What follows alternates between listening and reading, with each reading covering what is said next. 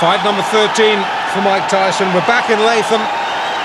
It's the same Mike Tyson. It is not the same camp. This is his second fight since the tragic death of Customato on the 4th of November. This is the 22nd. And we're against an opponent who just might be the one to test him. In all Tyson's early fights, well, in his latter fights anyway, I've said that we really need to see a better class of opponent.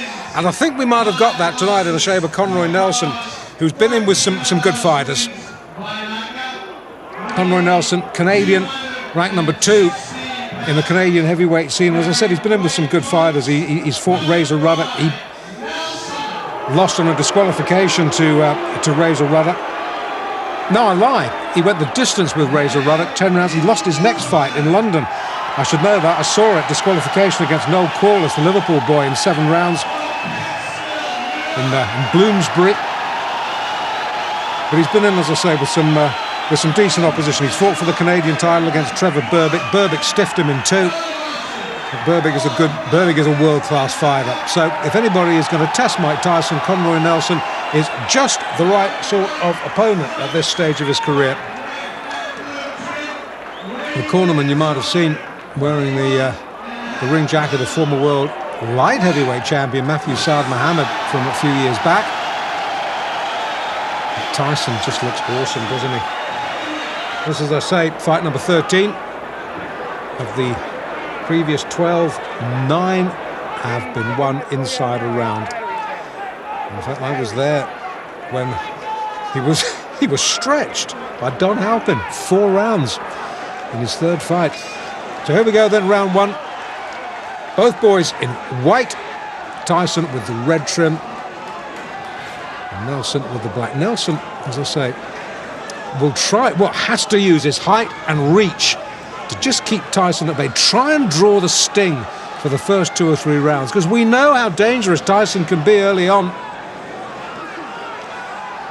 And Nelson on his bike early, guard held high, peekaboo style. I don't want to let it drop. And Nelson can hit. Tyson needs to be a little bit careful this fight. He's been able to get away with liberties in 1 or 2 of his early fights because he has known his opponents cannot hurt him. This is not the case in this fight. If Nelson gets an opening, Nelson can bing one in. Touchdown briefly there, thanks to body shots. The right knee just clipped the canvas. Oh, he's shaky. He's so shaky, and we're only in round 1. And this is a good fighter. I can hardly believe what I'm seeing. Sit down, please, sir. Thank you. This is the trouble when we're crammed in alongside spectators at ringside. Somebody gets excited and stands up in front of the camera. We can't see. More importantly, you can't see. Tyson can see. Tyson likes what he's seeing.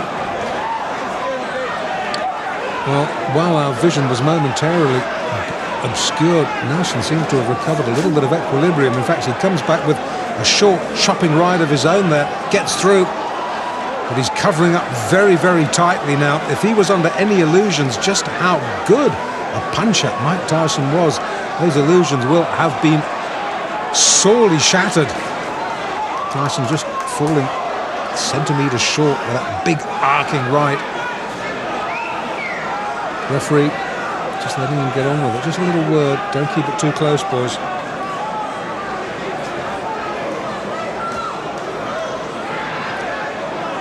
Well, Nelson, after a real alarming wobble midway through, might be getting through this first round, but he hasn't looked convincing, has he? Tries to come back with a spearing left of his own, but Tyson left uppercut gets through, and once again Nelson looks a little bit confused, dazed and confused. That term might have been coined for Conroy Nelson tonight in Latham. Hard to think that Tyson, I watched his pro debut, it's 6th of March, it's what, 22nd of November now. Boy, is he coming on, and boy, is he making an impact in the heavyweight division. Nelson hurt, needs a breather. I think that punch might have been a little bit low. The referee allowing Nelson just a moment or 2 to recover himself. Gets clipped with a left on the belt. And somehow, well, the ref comes over, says, just keep your punches up. Kevin Rooney tries to wave him off. The referee says, I'm in charge here.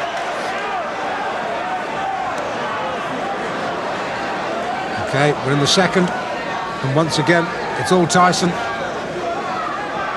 And Nelson, who was in deep trouble, is in deeper trouble as the left hook, which is fast becoming a Tyson trademark, sends him down. The gum shield has been spat out. Nelson says, that's it, thank you very much. I think discretion, the better part of valor there. Conroy Nelson spat the gum shield out, walked back to his corner. Well, fight number 13, unlucky 13, I don't think so. 13 fights, 13 wins. At least Nelson got him into the second round. Tyson now observing the post-fight niceties. I thought Conroy Nelson, well, in fact, I wasn't the only one who thought Conroy Nelson would stretch him, and he did, into round 2.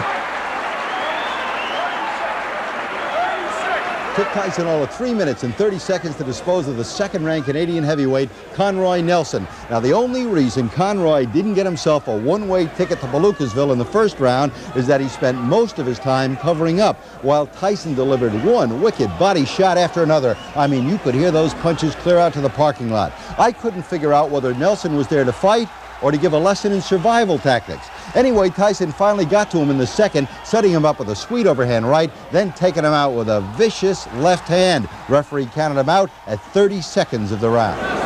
Very good fighter, experienced fighter, within good fighters. But a friend of mine from Canada called Davey Hilton was telling me about him and about the clutch he tried the whole time. But he surprised me because he wasn't trying to hold, he was fighting. I'm going to tell you something. I think he was here to pick up a paycheck. The first round, all he did was cover up. Well, maybe he was a little leery about the punching power. But again, that's you saying it because you're not fighting. He took some good shots, but anybody else, they would have quit. Yeah, that right left was devastating. Thank you very much, sir. So now Mike Tyson is 13-0, all of his victories coming by knockout, and no bout has gone past the 4th round. So you got to wonder, when's the KO kid gonna move up in class? If everything goes the way it's been going, I'd put Mike in the ring in about June or July against somebody in the top 10. But you must remember, once you break into the top 10, you can't go backwards. You can't beat somebody in the top 10 and go back and fight, 8-round fights. Jim, nobody's looking for Mike to go backwards. No, the sooner he moves against some real class, the better. I mean, this kid doesn't come to box, he comes to terminate. Tyson's rare talent had grabbed the attention of the boxing world and was drawing in the crowds. Yet at this stage, not one of his fights had been televised nationally across the U.S. More of Mike's early fights coming up in the next Tyson Raw and Uncut. Mike Tyson! I believe he will be the youngest heavyweight champion of all time.